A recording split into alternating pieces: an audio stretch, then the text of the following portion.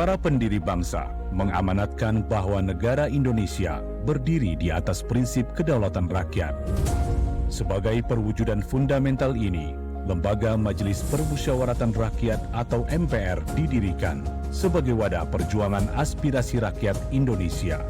Koridor nilai-nilai demokrasi diperkuat sehingga pelaksanaan pemerintahan selalu berpihak pada keadilan dan kesejahteraan rakyat.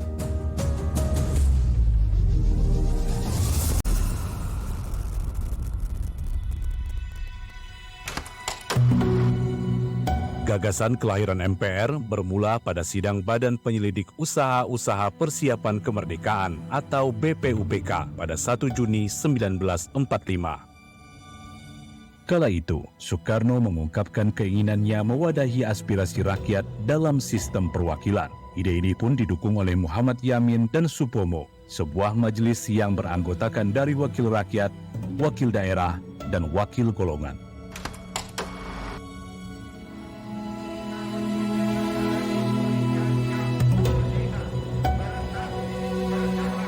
Pidato Soekarno juga menjadi cikal bakal kelahiran dasar negara Pancasila. Baru pada sidang BPUPK kedua, penyebutan istilah Majelis Permusyawaratan Rakyat muncul dari usulan Muhammad Yamin. Dan pada sidang selanjutnya, istilah MPR disetujui untuk masuk dalam Undang-Undang Dasar. Pasca kemerdekaan Indonesia, MPR dijadikan badan negara yang memegang kedaulatan rakyat.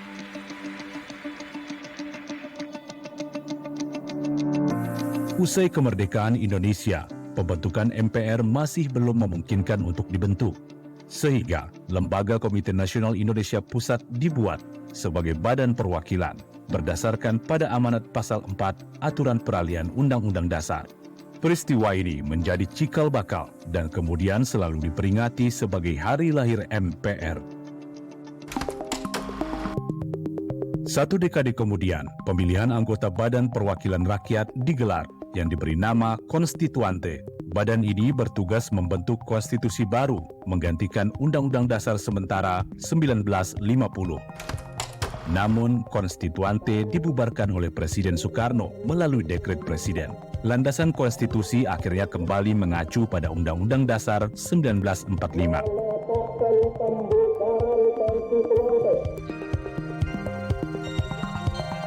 Majelis Permusyawaratan Rakyat sementara dan Dewan Pertimbangan Agung sementara dibentuk dengan berisikan anggota DPR dan utusan berbagai golongan.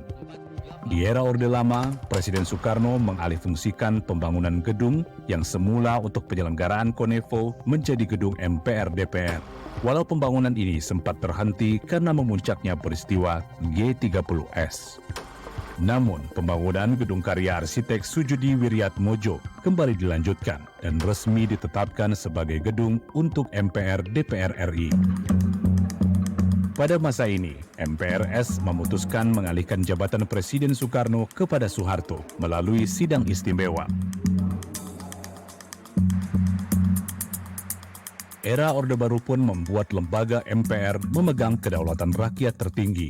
Melalui pemilu 1972, anggota MPR baru dilantik. Kedudukan tertinggi MPR diterjemahkan harfiah dari Undang-Undang Dasar 45 yang diatur melalui ketetapan MPR.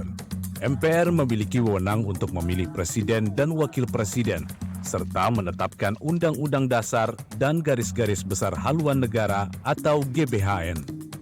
Beralih ke era reformasi, kedudukan MPR berubah bukan lagi lembaga tertinggi yang melaksanakan kedaulatan rakyat, namun majelis ini menjadi setara dengan lembaga negara lainnya. Keanggotaan MPR pun disesuaikan terdiri atas anggota DPR dan anggota DPD yang dipilih melalui pemilu.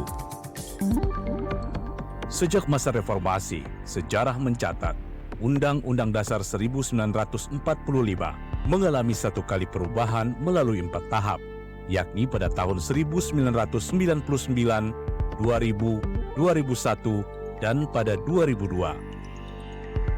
Sejak era reformasi, sudah ada 6 orang yang menjabat sebagai Ketua MPR.